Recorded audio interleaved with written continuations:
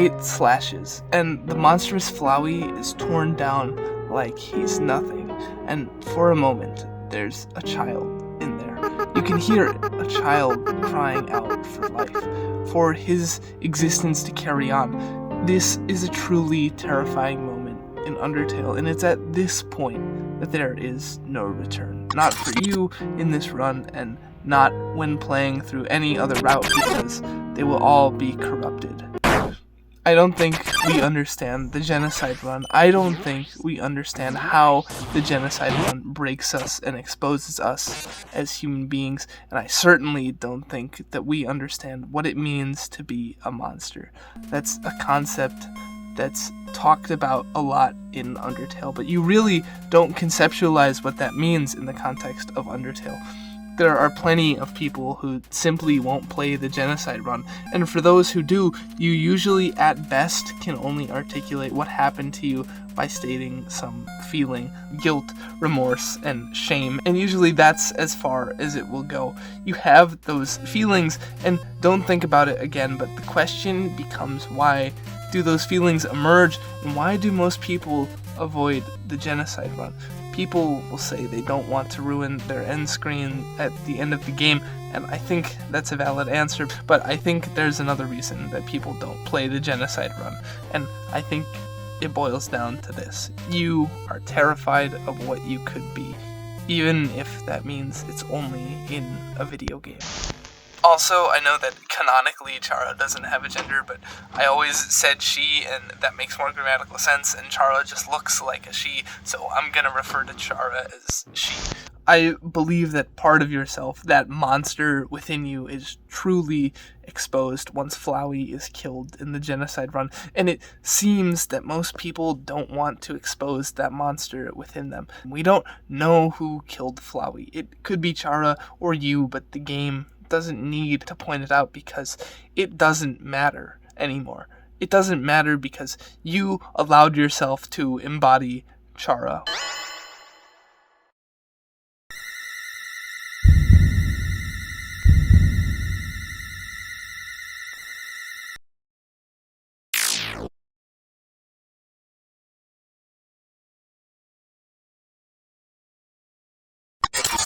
You aren't looking at a sprite.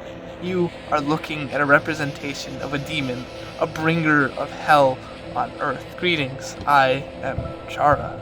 Thank you, your power awakened me from death. This line, your power awakened me from death, can mean two things. Some speculate that it's the power of your determination as Frisk that awakens Chara, but I'm not going to try to answer what that means literally in the context of the game's magic system. It seems to mean that if the world is in enough chaos, then there will be someone so evil waiting and willing to jump and seize power and destroy everything for the sake of causing mayhem and destruction. Not only is there someone, but that someone might be you. Or at the very least, you might pave the way for that opportunity. For a quick and easy example, just look at Adolf Hitler. He was in the right place at the right time and wanted to bring as much mayhem and destruction as he possibly could. When you awaken Chara, you become the embodiment of death, and you are, and you can be. You make death a reality for everyone, and then you get up from your computer screen at the end of the playthrough and say, well, good game. I feel pretty bad about that, but it's just a video game, and it is just a video game, but who played the video game? You did. Why did you play the video game? And you might say, oh, because video games are fun, and I like the pacifist route of Undertale, and that's fun, so I want to see how the Genocide route goes. But how bad do you have to be to awaken a satanic force from the ashes? There's nothing fun about the Genocide route. You know that. You play and you play and you play. You grind away and you slave at the keyboard for hours on end. Some people will say it's because they are completionists, and others will say they wanted to see what would happen. Regardless, when you are in this encounter with Chara, she says something interesting. My human soul. Why is this line in quotes? Because the human soul is corruptible. Humans can become indistinguishable from death, and demons themselves. People have speculated that this means she's not actually human, but I'm gonna fight back on that theory. You can willingly become something that is not human-like. That's what it means. It means that humans can become satanic-like. Don't believe me? Here is a snippet of writing from one of the Columbine shooters. I will sooner die than betray my own thoughts, but before I leave this worthless place, I will kill whoever I deem unfit. That's really terrifying. I feel terrified reading through this stuff, but that's what people are capable of. Now, you might say, okay, sure, I've gone down the genocide route, but of course, that doesn't have to do with any real-life action I've taken or plan on taking, and that may be right. The importance of Undertale is that it states it's possible for you to act these kinds of things into reality if you are in the wrong place at the wrong time and you have the right intentions, or I guess in this case, the wrong intentions. And if you don't believe me, listen to this. Several hours after the actions began, the greatest difficulties were already becoming apparent. I discovered that the commander was not at all abiding by our arrangement. Contrary to the agreement, all Jews, without exception, were being taken from the factories and workshops and sent off. I contacted the deputy commander, a captain, and demanded that the action be immediately stopped because the economic damage already inflicted could not be made good. The captain was astonished by my viewpoint and explained that he had received instructions from the commander to make the city free of Jews without exception, as they had done in the other cities. I'll get back to this quote in a minute, but now let's look at Flowey. He has a somewhat human plan. He brings everyone together to give himself life, to give himself a real being, something he has sought for so long. This is what we see in the pacifist run. Flowey may state the world is kill or be killed, but he is terrified of such things when you put him in front of the devil by the end of the genocide run. Now, let's look at you. What did you consciously choose to do? You slaughtered for the sake of it. You don't have a reason, or at least a practical one, and the game makes no secret out of this. You are worse than Flowey. You brought on evil just to bring it on. Flowey has a more noble plan than you do. Do you seriously believe that, at heart, all humans only want good? You certainly didn't when you played this game, and neither did the guys from Ordinary Men. This is a book that discusses the accounts of German soldiers in Poland during World War II, and that is the quote that I just read off. Your only reason for playing the No Mercy route was that you could, and severed from all consequences, you took the opportunity to kill everyone for no reason. Some people don't even want to suffer these consequences. They'll hack into the game files and erase things or change things so that Undertale doesn't remember what you did. But here's what the game remembering that action means. It means you can't bend the rules of the universe without it coming back at you. You can say maybe that resembles the universe, or maybe karma, or maybe God, but regardless of what you want to think of it as, that seems to be true. This same idea is presented in Phoenix Wright. Somebody kills someone and gets away with murder, but eventually the lie is too big to keep up with, and reality snaps back at them. They end up being convicted, and you, as the player, end up winning for seeking truth and justice.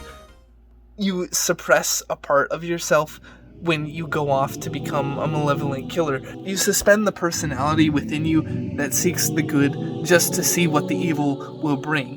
HP, attack, defense, gold, experience level. Every time a number increases, that's me. That means at one time there were no execution points, no gold, no levels, until Chara came about. Until she chose to enact hatred and misery in the world. It sparked this system that allows you to kill in the first place. It's a message that evil breeds more evil. Now we have reached the absolute. There is nothing left for us here. Let us erase this pointless world and move on to the next. Right. You are a great partner. We will be together forever, won't we? It's interestingly phrased as a question. It first states that you are trapped together forever, but then that line, won't we? Although appearing as a kind of rhetorical phrase seems to suggest that there's an out. There's a way distant from the violence and hatred, and that way is chosen by none other than you. It's the choice to avoid acting upon this ill will within you. You don't have to strike a deal with the devil to sell your soul, or in this case, Chara. So what does it mean to be a monster? If you get past me, you'll destroy them all, won't you? Monsters, humans, everyone. Human, no, whatever you are. This is what it means to be a monster. It means to be feared by other monsters, in one sense, and in another sense, you can become such a monster that elite trained warriors cannot make out what you are. You can lose all that makes you human. There is this dark, evil monster within the depths of your heart or soul, in Undertale's case, and a consequence of playing the Genocide run is that you discover just how evil that monster is. And I think that is actually why we play through the Genocide run as well. It's in some ways a power fantasy, and you allow the worst part of yourself to come forth, and that speaks to something within you, but I'm not sure exactly what that is. Although I can say that regardless, you are left feeling empty and ashamed by the end of the Genocide playthrough. So what's the point? Why did I spend so much time talking about how evil we can be? And the first thing to mention is that with evil, just like with anything else, there has to be an opposite. There has to be a good in this case. Evil just seems to be much easier to spot. We are more receptive to negative emotion, but there has to be a good, and you can find that message in Undertale as well. You are the savior and the villain all at the same time. It's an experience not offered to us from any other video game, as far as I know of. It's a realistic playthrough of human nature itself. The beauty of video games versus a medium such as books or movies is that in the case of books and movies, you are a passive observer. In a video game, the choice is yours. And of course, that's another obvious observation, but one that cannot be understated. We love this game so much because it gives us a glimpse into ourselves. We play through the battle of good and evil, and we partake in this battle every day within ourselves and in society and with the people around us. Undertale is fundamentally a character study of the self. This is why it hits home for so many people. Undertale is about each and every one of us who sits at that chair thinking we are just playing a harmless video game. So the next time you decide to play through Undertale, remember, you aren't playing through the story of Frisk. You are playing through the story of yourself. And now, once having simulated it symbolically, I've realized that acting in manners of the pacifist route in my own life seems to have led to some sort of positive outcomes.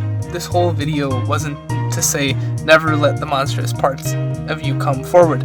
The opposite, actually, because sometimes you have to do that. The point I'm making is watch the evil inside of you and use it when necessary to make things better. That's an idea from psychologist Carl Jung. The idea is to incorporate the shadow, as he calls it, or the dark parts of yourself into your personality so that you can become a better version of yourself. And I think that is a fundamental idea in Undertale. And I think that's what it means to have a soul that's uniquely human. It means to understand the darkest parts of your soul. This is why you play through the Genocide run, because that is a big part of your life, and you get to see how good and evil affects this simulation. So you get out into the world and do the best you can for yourself and others, and you try to be as responsible as you can. I think that speaks to something that is deeply true, and I think that's why we let Undertale break us.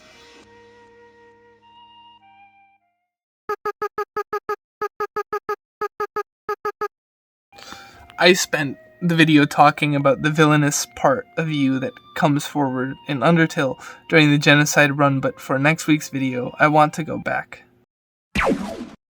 to the very beginning of the game. The intro that sets the stage for an amazing playthrough, and why you can't help but be hooked to that, because it's the ideas that are put forth in the intro that speak to deep parts within you as a human being.